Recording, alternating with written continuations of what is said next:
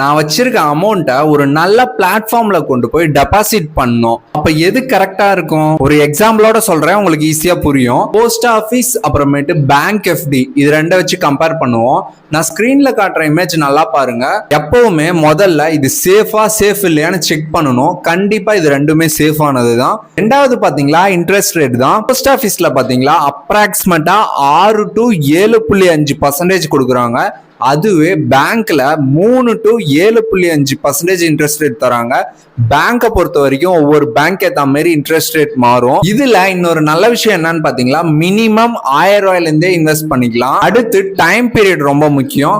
Post ஆபீஸை பொறுத்த வரைக்கும் 1 to 5 வருஷம் கொஞ்சம் லாங் டேர்மா இருக்கும். அதுவே பேங்கை பொறுத்த வரைக்கும் 1 வீக்ல இருந்து 10 வருஷத்துக்குள்ள ஒவ்வொரு பேங்க் ஏத்த மாதிரி இது மாறும். லிங்க்னு கமெண்ட் பண்ணுங்க, இதை பத்தி ஃபுல் டீடைல் உங்களுக்கு ஷேர் பண்றேன். இந்த மாதிரி ஃபினான்ஷியலா க்ரோ ஆகணும்னா நம்ம பேஜை ஃபாலோ பண்ணிக்கோங்க.